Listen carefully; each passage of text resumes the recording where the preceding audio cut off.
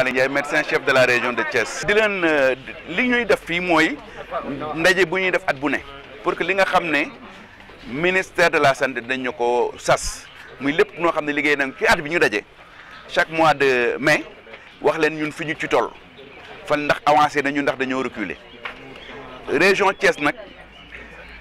chaque année dañ doon avancé ren bii moom tam avancé nañ ci point yu bëree bëri parce que programme yëpp gis nañ ne am nañ avancement boo jëlee nutrition jël paludisme tuberculose ci taux de guérison bi mutuelle yi yëpp vraiment affaire ñaari problème la ñu am te yéen ñëpp yéen dimbali gi ne bi koy couvrir muy vaccination bi ak planification familiale bi parce que dafa nekk loo xam ne ci grève bi ñu dund ci 2019 ñun dañ ko bloqué woon delloo glacière yi bañatee grève bañatee vacciné ba nga xam ne médecins yi seen bopp ak yeneen agent la ñuy jël pour di leen vacciner loolu tax ñu am résultat yi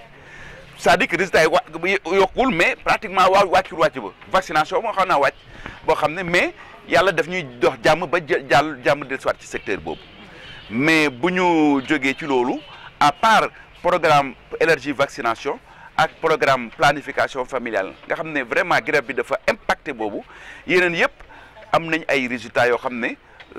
dafa gën a yokku dafa gën a amélioré gis nga ne si béréb bi waa léegi wàññeeku na ci région de Thiès tuberculose bi ni ñu koy fajee gën na baax léegi nutrition maanaam xiibom bi wàññi nañ ko waaje ko baax Thiès MTN bi aussi maladie tropicale non négligée mooy feebar yoo xam ne day soonoon ñëpp te kenn du ci mën dara am nañ ci def nañ ci ay jéego donc nga jël paludisme programme yi daal def nañ ci ay jéego mais programme élargi de vaccination la ñu am problème lii nag ñu koy continuer def ministère di ñu ciy soññ parce que aussi lépp loo xam ne parce que bu ñu fàtte ne partenaires yi dañuy dugal seen xaalis ci secteur bi état bi dugal xaalisam bu bëri secteur bi laaj na chaque année ñu ñëw taxaw ne leen fii la ñu yem avancé nañu fii reculer nañu fii te fi nga xam ne dañu faa reculer ñu mën faa liggéey ba gën koo yokk déwén nga xam ne buñ ñu ko liggéeyee ñu ni wax ne avancé ngeen ci problème de mooy aspect communautaire la ñu amoon parce que aussi grève bi daf ca impacté ci c'est-à-dire que ci noom ci détection bi ça aussi gis nañ ko bu baax ne feeñ na ñu ngi ci jël ay matukaay parce que seet nañ 2019 bi ñooñu ñu jàppaloon yëpp am na ñu bëri bi liggéey bi commencé normalement janvier on a ñooñu ñëpp ñu nga xam ne on les c'était des pertes de vie on les a retrouvés du ay pertes de vie sax mais retrouvé nañ les cas qu'on n'avait pas qui n'avaient pas été déclarés parce que acteurs communautaires commencé nañ seen liggéey infirmiers commencé nañ liggéey médecins aussi ñu ngi def leen liggéey donc c'est-à-dire que le système revenir na ci nam doon liggéey ñëpp liggéey bokk liggéey bi donc on am nañu ay résultats yu baax ci côté boobu ci premier trimestre 2019 loolu wax nañ ko c'est-à-dire que moom la ñuy def dette boo gisee même loolu bon peut-être léegi agence couverture maladie universelle dañ ko yóbbu ci ministère développement communautaire parce que foogoon nañ ne peut-être nit kuy jaay warul joxe kiy jaay warul jënd donc léegi loolu dañ ko régler très rapidement parce que léegi ministère développement communautaire parce que bokk agence couverture ministère de la santé agence couverture maladie universelle parce que bokkatul ministère de la santé ci beneen ministère la ñooñu nañ ñëw ñu teg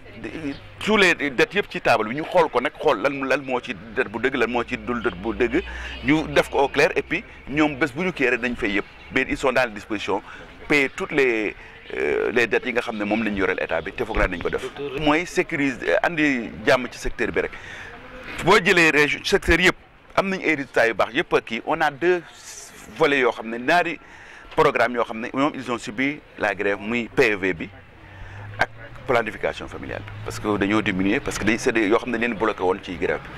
bi koy subir mais boo jëlee paludisme nga jël sida VIH sida nga jël maladie tropicale non négligée nga jël maladie non transmissible ay jéego yu bëri lañ fi def yéen gis ngeen ko ci li ma présente donc danañ gëj a yokk dialogue bi ci secteur bi fii lañ koy def syndicat yi pour que jàmm rek am secteur bi jàmm am fii bu jàmmee mais programme day bu grève amul indicateur moom chaque année day yokku parce que aussi dañoo war a joxe résultats yi ñuy liggéey lépp lu ñuy liggéey dañ ko war a wane ndax résultat bu baax la wala bon mais buy gën a jàkk nag kenn bañ a grève nga xam ne day grève bi du am benn impact ci résultats yi ñuy joxe. hôpital Thiès nag foo na am directeur mu ngi ci def lu nekk man ma koy dimbale man miy médecin chef de région bi di rendre compte mais je pense sous peu da ngeen grève bi day jeex. waaw agent communautaire yi nag mooy CDS yi xam nga ne comité de santé yi doon dox ñi def diagnostic bi ne doxatut parce que ñi dañ doon répartir recette bi ci base yoo xam ne c'était pas des bases yu doon respecter texte yi président de la République def beneen comité de développement sanitaire def décret présidentiel ak ay arrêté de mise en œuvre loolu nag ñun il faut que ñu doxal ko parce que ay décret la il faut que ñu doxal ko loolu effectivement da am na ñoo xam ne dañoo am ay salaires yoo xam ne aussi peut-être bañ ko doon joxe parce que li ma leen bëgg a wax mooy ci communauté de comité de développement sanitaire recettes yi nga xam ne moom la structure bi di générer 25% yi waroo koo dépasser 25% nga war a jox personnel communautaire bi. c'est boo calculer boo amee 100 francs wala nga am 100 000 francs 100 000 francs de recette 25 000 francs yi moo war a dem pour fay personnel communautaire bi. ñoom ay volontaire lañu ko. Normalement à la base c'était du bénévolat à la base parce que entre les ñoom ñëpp parce que bu ñu wax communautaire c'était au niveau des cases de santé d'ailleurs et à la limite des postes de santé à la limite c'était un travail boo xam ne du c'était même pas payant mais bi ñu doon ba nga xam ne santé gën a am dans les années 90 ñu ne nañ leen jox 25% yooyu c'est en 92 pour motiver leen mais c'est pas un dû parce que xam ngeen ne en l'époque ñu ne dañ leen kii maintenant bi ñu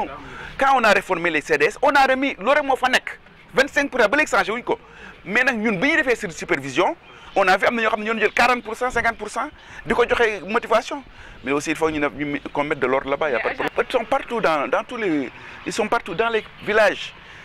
pali bi ñan ñoo ko kii des doom yi la mais bu benn des doom mais les dispensateurs à soins à domicile ay motivation la ñuy jox kan jox ba amul benn des doom bu ne dañ ko jox salaire amut aussi il faut ñu revenir à l'autre li ñu doon def il faut ñu delluwaat ci te ñun ñoo bëgg a changer affaire yi mais la ñu doon def li il faut ñu ce ne sont pas des fonctionnaires ñu am ñoo xam ne parce qu'ils sont dans la communauté ils travaillent et regardez xaalis bi ñu leen di jox c'est la cotisation des populations c'est-à-dire population yi ñëw ci structure de santé di fay loolu la ñuy rajo ne lii nañ leen ko jox ndax neexal leen ko mais du salaire xam ngeen salaire. Docteur Malick Ndiaye, médecin chef de la région de Thiès. Donc nous avons organisé ce matin sous la présidence du gouverneur de la région, de Madame le gouverneur de la région, donc la revue nationale, la revue régionale des performances, de revue des performances sur le domaine sanitaire, donc au niveau de la région de Thiès. Donc au cours de cette rencontre, nous avons analysé tous les indicateurs. Et ce que nous avons noté, c'est que dans la plupart du temps, les indicateurs se sont améliorés. En tout cas, pour ce qui concerne la nutrition, aussi sur le paludisme, la tuberculose, où les indicateurs se sont améliorés entre 2017 et 2018. Les seuls problèmes que nous avons eus, c'est au niveau de la vaccination et de la planification familiale. Et vous n'êtes pas sans savoir que cette année, nous avons vécu une année difficile. Une année qui s'est traduite par une grève de très longue durée. Qui a marqué les secteurs et qui a entraîné dans certains cas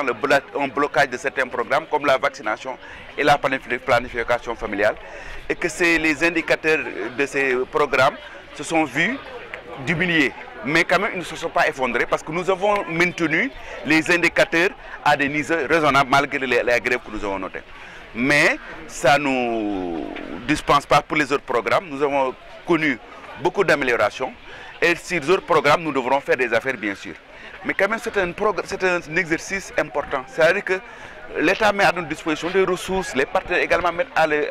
disposition des ressources. Et chaque année, nous devons nous réunir pour voir le niveau d'atteinte des indicateurs qu'on nous a assignés. Cette année, nous avons été heureux. Beaucoup d'indicateurs, on les a atteints ou même dépassés. Et certains indicateurs, on ne les a pas atteints. On fera le bilan et on va essayer de s'améliorer. Et d'autres qui ne sont pas de notre volonté due à pas des moments de grève, on verra comment la prochaine fois pour que ces mouvements délétères ne puissent pas venir gâcher le travail que nous faisons dans le secteur, surtout le mouvement de grève que nous avons cette année. En fait, en ce qui concerne la tuberculose, le mouvement de grève a impacté le taux de dépistage parce que vous savez très bien que le dépistage se fait au niveau des postes de santé. Et malheureusement cette année, beaucoup d'infirmiers chefs de poste pendant la période de grève ont observé ce mois de grève. Ce qui fait qu'au lieu de 70%, nous avons un taux de 62% des cas de tuberculose qui ont été dépistés. Mais pour les personnes qui ont été dépistées, 92% des personnes sont guéris, sont repartis guéris, alors qu'on nous demandait au moins d'avoir 90%. Donc le chiffre a été atteint. Donc pour l'année 2019, on est en train de récupérer ce que nous avons perdu en 2018, parce que aussi, ce qu'on perd, on ne les perd pas totalement. On peut les récupérer. Prenez la vaccination. On avait des taux de vaccination bas, mais pour le premier trimestre de 2019, nous avons des taux de vaccination supérieurs à 100%. Ça veut dire qu'on est en train de récupérer ce que nous avions perdu au cours de l'année 2017. Ce qu'on a perdu en 2017, on récupère en 2019, bien sûr. Non, en fait, c'est pourquoi mais l'État est en train de faire des efforts dans ça. Donc, vous avez vu que l'État ne voulait pas que celui qui paye soit en même temps celui qui contrôle. C'est pourquoi la couverture maladie universelle a été délocalisée au niveau du service de développement communautaire. Maintenant, avec ce ministère-là, nous ferons la situation. Et je pense que la couverture maladie universelle, parce qu'il y avait des problèmes dans les factures, on l'a dit, au niveau de tout le territoire national, maintenant tout reposé, parce qu'ils font plus partie du ministère de la Santé. On va pouvoir mettre ta carte stable et pouvoir maintenant payer tout ce que le ministère du développement communautaire doit maintenant au ministère de la Santé. C'est parce que c'est comme ça que le ministère de la Santé donne l'offre et le service le ministère du développement communautaire achète maintenant les services. Et ils seront obligés aussi de voir ce que le ministère de la Santé fait et nous prenons les dispositions pour que toutes les factures qui seront données par les prestataires du ministère de la Santé soient des factures qui ont été vérifiées et vérifiables. Pour le problème des CDS, vous avez bien fait de rappeler ça. Le ministère de la Santé a, au cours de l'évaluation des comités de santé, vu qu'il y avait des problèmes au niveau des comités de santé. C'est pourquoi le président de la République a supprimé les comités de santé, les anciens, et a mis en place les comités de développement sanitaire dont la gestion doit être plus transparente, plus claire et associer tout le monde, plus inclusif. Les populations sont associées, les collectivités locales sont associées. Donc les problèmes que nous avons, ça dit que c'est tout simplement d'avoir mis en œuvre les directives provenant du décret présidentiel. Et ça, nous sommes obligés de les mettre en œuvre. Bien sûr, il y aura des problèmes, mais également les textes sont mis en place pour être appliqués. Bien sûr, bon, parce qu'à un certain moment, les communautés de santé, certains comités de santé, pas je dis pas tous, n'appliquaient pas les directives liées au pourcentage de répartition des recettes. Cette fois-ci, on a dit que les recettes qui doivent être destinées au niveau communautaire ne doivent pas dépasser plus de 25% des recettes générées par les communautés de santé. Donc bien sûr, quand on a fait des supervisions, on a vu qu'il y en a qui donnaient 20%, 30%, 40% des recettes ou 50% même, jusqu'à 80% même des recettes qui est destinées à payer du personnel. Et ça, on va appliquer ce décret-là relatif au CDS. Il y aura des désagréments pour certains travailleurs. Le comité, dès la base, un comité de santé au niveau des villages, vous ne savez pas que ce ne sont que des motivations. Vous ne pouvez pas au niveau des villages donner des salaires, ce n'est pas impossible, ce n'est pas possible. Village, il n'y a même pas,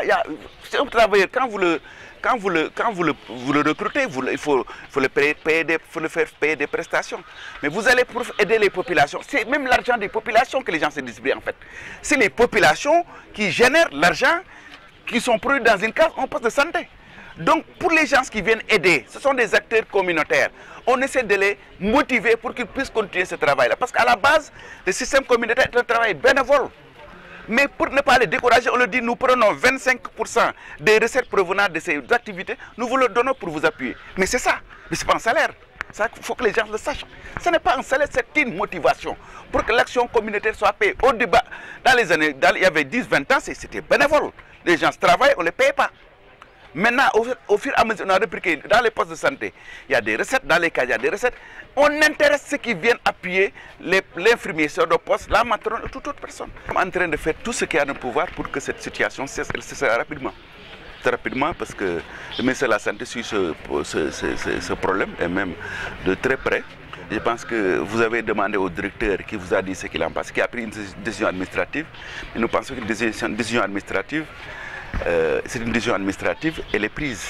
Maintenant, il faut que les travailleurs avec qui nous avons discuté très longuement, je pense qu'ils vont revenir